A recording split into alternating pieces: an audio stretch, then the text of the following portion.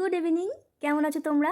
আমি রাই চলে এলাম আবারও চিনিকে সঙ্গে নিয়ে নতুন একটা ভিডিওতে। এই ভিডিওটা করা হয়েছিল দুর্গাপুজোর তৃতীয়ার দিন, যেদিন আমরা দুর্গাপুরে গেছিলাম ঠাকুর দেখতে। পরে আপলোড করব করে আর করাই হচ্ছিল না, তাই ভাবলাম আজকে তোমাদের সাথে শেয়ার করেই ফেলি। যেদিন ভিডিওটা করেছিলাম সেদিনের ওয়েদারটা কিন্তু দারুণ ছিল। আকাশে মেঘ থাকলেও বৃষ্টি কিন্তু হয়নি, আর রোদ থাকলেও সে রোদে গরম মোটেও লাগছিল না। সবার সাথে গল্প করতে করতে আমরা পৌঁছে গেলাম দুর্গাপুরের শিবশক্তি ধামে। আর মন্দিরের প্রবেশদ্বারের পরেই ছিল এই পুকুর ভর্তি মাছ। চিনি তো এখান থেকে সরতেই চাইছিল না, এত মাছ এত কাছ থেকে দেখেও খুব খুশি হয়েছে। শুধু চিনি কেন, আমরাও কি কম খুশি হয়েছি নাকি? এখানে সবসময় মাছগুলোকে খেতে দেওয়া হয় বলে ওরা সবসময় পাড়ের কাছেই চলে আসে। আমরা যদিও খেতে দিইনি, কিন্তু অন্যরা খাবার দিচ্ছিল, সেটাই দেখছিলাম বসে বসে। আমার তো এখান থেকে উঠতে ইচ্ছাই করছিল না। বেশ কিছুক্ষণ এই মাছের দর্শন করার পরে এবার আমরা চলেছি ঠাকুর দর্শন করতে মন্দিরের ভিতরে। মন্দিরের ভিতরে কিন্তু তখন অলরেডি আরতি শুরু হয়ে গেছিল, আর সেই গানের সঙ্গে ছুটে ছুটে চিনি আর ওর পাম্মা চললো। মন্দিরটা অনেক বড় জায়গা নিয়ে তৈরি, আর খুব সুন্দর পরিষ্কার পরিচ্ছন্ন। এত সুন্দর লাইট দিয়ে সাজানো, দেখলেই মন ভরে যায়।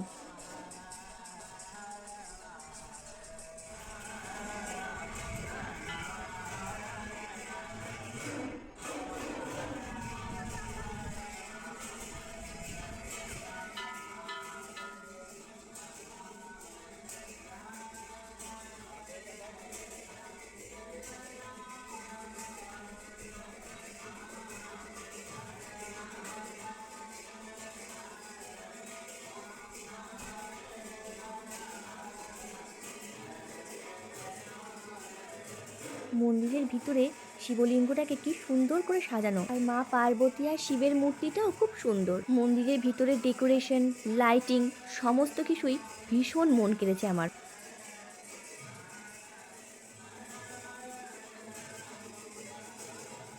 আরতি দেখে প্রসাদ খেয়ে মন তো পুরো ভরে গেল। এবার তো আমাদের ফিরতে হবে, তাই চিনি আগে আগেই হাঁটা শুরু করে দিয়েছে। দেখো কেমন পেঙ্গুইনের মতন হাঁটছে। বেরোনোর আগে দ্বিতীয়বার মন্দিরটাকে আরেকবার মন ভরে দর্শন করে নিলাম, আর মাতা পার্বতী আর মহাদেবকে প্রণাম করেও নিলাম। আমার আজকের ভিডিওটা তোমাদের কেমন লাগলো কমেন্টে জানিও। আমাকে অনেক অনেক ভালোবাসা দিও, আর আমার পেজের সঙ্গে থেকো, পাশে থেকো। আজকের ভিডিওটা এখানেই শেষ করি। দেখা হচ্ছে খুব তাড়াতাড়ি অন্য একটা ভিডিওতে। ততক্ষণের জন্য টাটা।